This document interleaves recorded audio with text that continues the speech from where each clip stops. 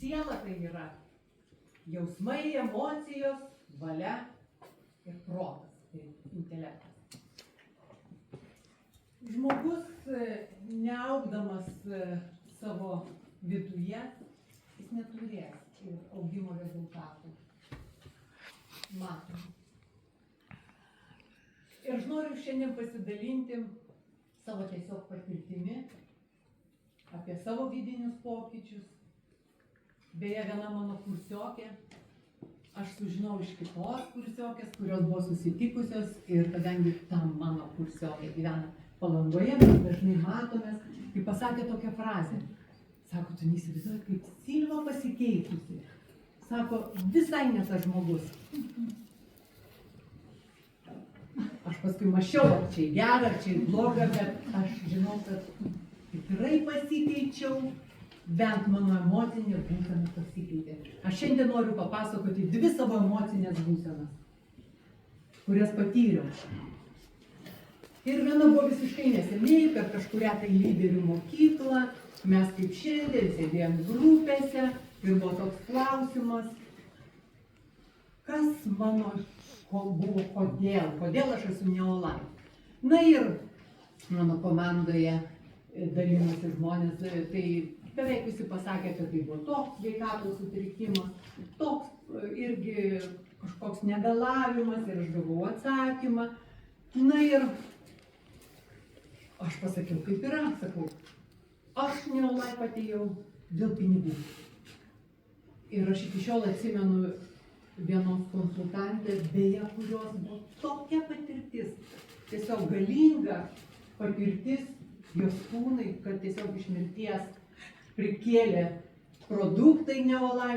Ir aš atsimenu tas gražias akis, tai pasižiūrėjau ir matau, nuliūdo ir net šokiruota buvo. Sako, bet tai toks žemas lygis. Ir mano emocinė būsena tokia, aš iš tiesų pajutau gėdą. Aš pasijutau, kad aš sėdžiu ne tik su biretė, bet su megzta biretė. Ir aš taip susitraukiau, kažkaip tai tokia sėdėjau. Grįžau namo, atsigavau. Bet kai man reikėjo kalbėti šitą temą, aš kažkaip pradėjau mąstyti ir aš atsimenu tokį ryškų savo gyvenimo nutikimą, tokią ryškę emocinę būseną, duobę tiesiog, duobę. Tai buvo prieš maždaug 18 metų ir tikrai išgyvenome, aš tada gyvenau dar su savo vyru, kuris yra dangaus karalystėje dabar, tai išgyvenom baisią krizę, nebuvo pinigų ir visa kita. Na ir mano pusseserė, kuri gyveno Vokietijoje ir turėjo tokią parduotuvę, jos vyras dažnai važiuodavo į Kiniją ir čia prieš tiek metų, žodžiu, tokią parduotuvę turėjo, tokie nieknikiai, tyčiniai, nieknikiai, tai reiškia velykiniai kiaušiniai, kalėdiniai visokie ten blizgučiai, eglutės, girliandos ir kaip tik buvo kaziuko mugė ir mano pusseserė sako, tai pasirinkit produktų, sako, užsirašysim, sako, važiuokit į kaziuko mugę prekiauti. Gerai, išvažiuojame tą kaziuko mugę prekiauti, prisikroju viską, o prieš tai aš jau tada gyvenau Palangoj, bet prieš tai gyvenau Vilniuje, aš buvau vienos kolegijos dėstytoja, estetiką dėsčiau, gyvenau tokiam džiaugsme, kitokiam, bet kai atvažiavau Palangą, ta duobė ir visa kita, ir išvažiuojame su tais daikteliukais prekiauti kaziuko mugę. Ten padarė tokį moliūgo namelį, kažkokias tai įtvaras, kad ten sustotume mes nuo to lietaus, prikabino vynukų, prikalė tas mano vyras ir kiaušinių susikabino. O tai neįkinga, taip žema, taip nejauku ir buvo, kad tik pažįstam. Ir taip matau, kad taip išgailė šio Petras, sako, tą kiaušinį. Tai kiaušiniai, pakabinami, tie plasmasiniai tokie. Ir aš taip nežinau, kur bedinti ir tiesiog, duobė.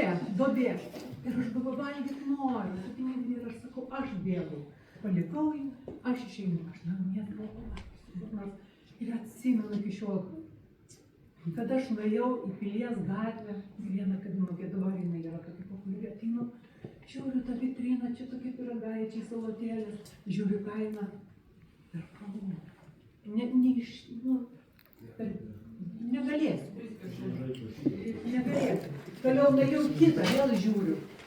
Ir vėl išėjau. Ir tokia pasimetus, tokia tarsi, anksčiau Vilniuje, aš taip nuplaukdavau tiesiog. Tada tokia, kad čia pamatytų, kad kas tokia skurdo, tokia visiškai susitraukus. Ir kol paskambinsiu savo labai mielai draugiai. Skambino jai, o ji irgi duobėje. Jai gimė vaikelis neįgalus, jinai buvo motinystės atostogose ir tas nusivylimas ir su vyro darbu, ten tas laikas toks buvo. Ir aš paskambinau jai, sako, atvažiuok, bet sako, aš turiu pasakyti, kad tu pas mane pamatysi. Sako, baisu, bjaurius dalykus. Sako, važiuok, bet sako, žinok, važiuok. Aš nuvažiuoju, visi atidaro duris tokia mašinėmis, skudurimo. Toks, kur įeini tas antrų rankų, kas atsitiko, atvažiavo jos sesuo ir irgi tokiam nepritekliu. Ir jinai susikvietė savo draugės, mano draugės, ir padarė namie, čia išdėliojo ir ant grindų, ir ant pakabų, ir ant sofos. Tie rūbai, tas kvapas toksai, ir mano draugė nusiminus. Ir aš atsimenu, mane pavaišino kava, ten mes kažką užkandom. Ir atsimenu, kad atsisėdom abiem sofos, sėdim. Ir ta mano draugė sako, dugnas. Ir aš sakau, ir mes abi, ir matau, pradėjau aš verkti, ir tuo pačiu metu ir verkti ir juoktis, niekada kito, ir niekada po to neturėjau patyrus tokio jausmo, kad vienu metu galim, kartais iš juoko verki ašaros bėga, bet tada ir skausmas, ir kažkoks džiaugsmas, bendrystės tas toksai, ir mes verkim balsu, ir juokiamės balsu vienu metu. Tokia buvo situacija, ir paskui aš prisiminusi, kada čia aš pajutau tarsi gėdą, kad dėl pinigų aš galvoju, kokie pokyčiai vyko. Aišku, pinigai, Biblijoje ne veltui parašyta, kad visų blogybių šaknis yra meilė pinigam. Meilė. Kada ne žmogui meilė, bet pinigam. Bet ką padarė, kas pasikeitė mano gyvenime, mano asmenybei, pasikeitus situacijai, kai aš pradėjau veiklą Neolai. Visų pirma, atsirado begalinis dėkingumas. Dėkingumas Dievui, dėkingumas mano rėmėjam, kad aš išgirdau iš jų, dėkingumas mano brangiai komandai ir dėkingumas kiekvienam žmogui. Aš nežinau, tą jausmą, bet kai aš atvažiuoju į tokius susitikimus ir nesvarbu, ar ta komanda, ar ne ta komanda, bet tai džiaugies, čia yra saviškiai, visi saviškiai. Atsirado dėkingumas, atsirado džiaugsmas, tikrai pamačius, džiaugsmo daug atsirado. Taip pat atsirado prasmės suvokimas. Aš kažkada tai mokiau etikos ir filosofinės etikos. Tai daug ir iki šiol filosofai svarsto tokį klausimą, kame yra gyvenimo prasmė. Bet tai paprastai Biblijoje parašyta. Dievas mus sukūrė geriems darbams. Paprasta. Paprasta. Ir kaip jauti kokią prasmę, ir džiaugsmą, ir misiją, mes visi esame misionieriai, kada tu išgirsti. Vat ir dabar išvažiuodama, vakar paskambino man viena iš kaimo tokia draugė, ji pradėjo pirkti produktus. Sako, žinok, tas tavo super 10, aš sakyčiau, čia ne super 10, super 100. Sako, jinai papasako, ką ten ją išvalė. Sako, o miltelį, vyras statybininkas, aš tokių miltelių, būtinai ilgai naudojau miltelius. Tai, sako, nu nerealu. Taip pat jaunas, nu kiek džiaugsmo teikia, kada jaunas vaikinas, kada jis pasidalino, kad pasiskundė, kad visą laiką, laiks nuo laiko jam ateina migreninis skausmai ir jis guli visiškai, nu, atsijungęs į darbą negali eiti. Ir aš jam papasakojau apie omega ir E vitaminą. Kada aš jį besutikčiau? Nu, sako Silvija, nu žinai, sako, aš tau visą gyvenimą dėkosiu, va tuos, sako, aš iš vis nebesergu tą migreną, visiškai nebeturiu šitų skausmų. Ir kiekvienas toks pasidalinimas, nu tai didžiausia laimė. Skambina man dažnai iš Rygos vyriškis toksai ir visada žinau, ko jis prašys. Ir visada padėkoju, sako, ačiū tau, sako, už tą cruciferusą. Jis gydytojai nustatė prostatą ir kad vėžinių ląstelių yra nemažai, didelis procentas vėžinių ląstelių, tai kažkaip tai įsikalbėjom, gydytojos operacijos nedalyko bandyti. Ir jis sako, visą laiką dėžę po 6, aš turiu jam į Rygą siųsti. Sako, aš tau dėkingas, sako, kiekvieną kartą, kai aš nueinu pasitikrinti, vėžio žymuo ant tiek yra sumažėjęs, kad sako, beveik nėra. Sako, aš nenustosiu vartok. Ir tai yra tikrai misija. Tai yra didžiausia prasmė, kad tu gali padėti kitiems. Dabar apie tos pokyčius dar. Mes galime atsidurti viename kanale ir kitame kanale. Vienas kanalas. Tai jau paminėjo, prieš tai kalbėjo, kad tai kaip yra svarbu saugoti savo širdį. Nes gali įsišaknyti kartėlis. Biblijoje tai yra vadinama įsišaknyja karti šaknis. Nuo ko?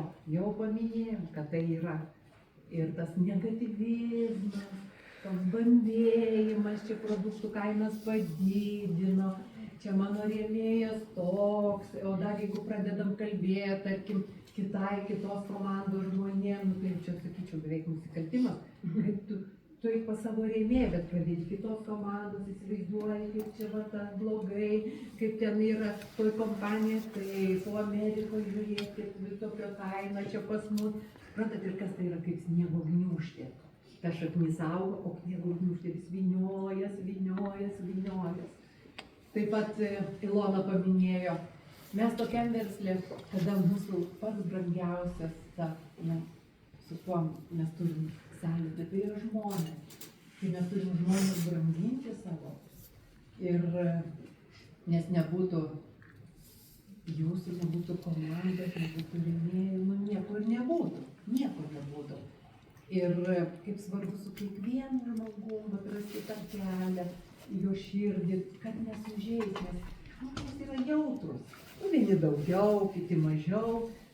Ir ne tik, kad nesužeis, bet būna taip, kad mes, tarp žmonių, su žmonėm, kartais visiškai nesuvokiam, kažkokį kitas tavo žmogų užregistravo, dar kažkas tai. Ir kaip svarbu, kad ta karti šaknis neįsišaknytų, kad, net leidži. Visą gyvenimą pamatai tą žmogų, nusuvirkis, o čia taip padarė. Tu nežinai, kaip ten įvyko, kas įvyko. Ir nereikia mąstyti, nereikia galvoti, kodėl jis ten mano tą žmogų, ar kaip sakant, atleidi, paleidi ir toliau su džiaugsmu važiuoji. Ir da palaimint tą žmogų. Matai, kad sektus, pasakyk, kad sektus, suprantat, kada taip, tą tokį pradėti savo mąstymę, savo tam protę, kažkaip nusiteikimas, mes jau galim mąstyti taip, kaip mes norim. Nėra taip, kad mes, oi, tai blogai, ir čia jau eina srautai. Eina, jeigu nieko nedarai, bet mes galim mąstyti apie tai, kas gera, kas teisu, kas gėriama, tai Biblijoje parašyta, mąstykite. Jeigu būtų parašyta, kaip yra, taip yra, prisitaikykite. Mąstykite, kas gera, kas pasitarnauja kito žmogaus atpūsmui. Į tą negerą kanalą mes galime įeiti ir žinot per ką? Per savo liežuvį. Nes liežuvis yra O šitą mažas narys, bet per liežuvį mes galime savo gyvenimo eigą padegti. Kaip vairas liežuvis yra parašyta, galim pakreipti į negatyvą, į tokias visokius neatleidimus, susierzinimus, bet galime pakreipti į kitą pusę, per liežuvį. Ką mes kalbėsim? Pati per savo liežuvį esu nukentėjusi. Nukentėjus, nes netekau kliento, konsultantę savo.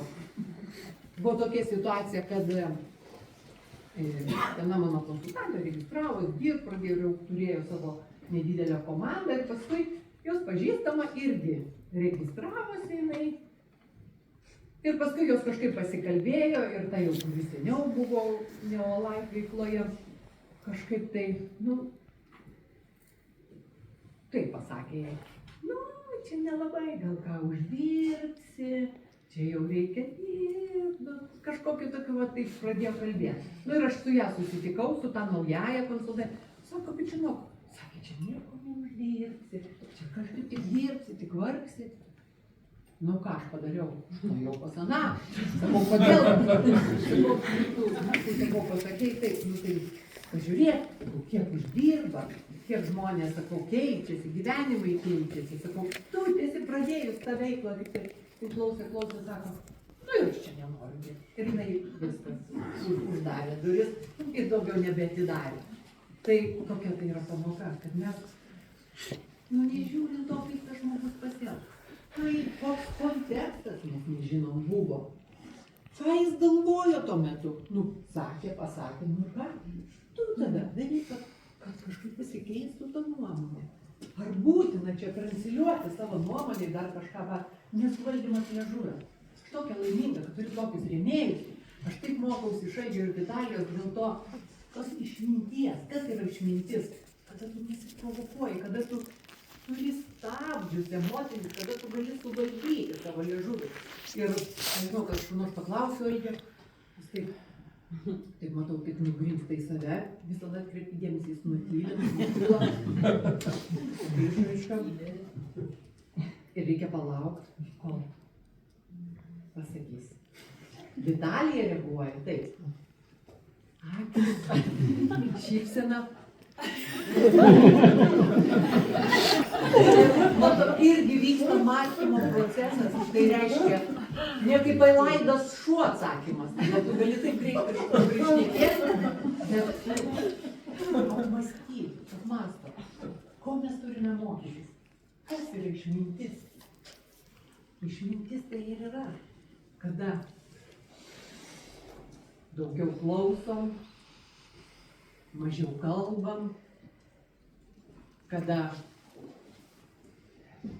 turim ką pasakyti, nes iš savo kompetencijos jau turim įdirbį tą, domimės Neolife veikla ir kitais dalykais.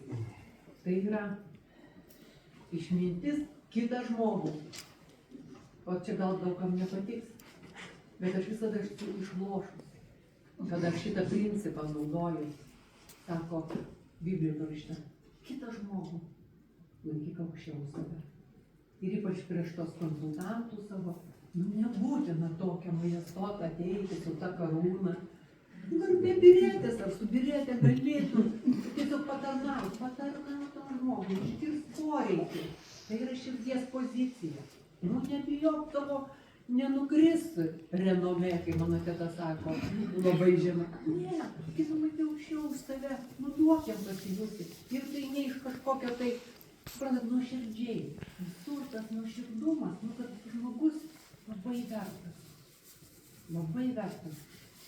Sukurtas pagal Dievo atvaizdą ir pavidalą. Tai meilė, kas yra meilė? Palankumas, priėmimas, gero linkėjimas. Ir pabaigai noriu pasakyti, kaip vakar sakė Raselė, kad jeigu mūsų veikla būna kaip muzika ir muzikuokime ir klausykime. Ir dar Toliato žodžius noriu pakartoti ir pasakyti, kad geriausia daugyba yra vertinga. Mes visada turim daugiau, kada kuo daugiau atiduodam, tuo daugiau sugrįžta. Tai ir linkiu, kad visiems labai gerai sekasi.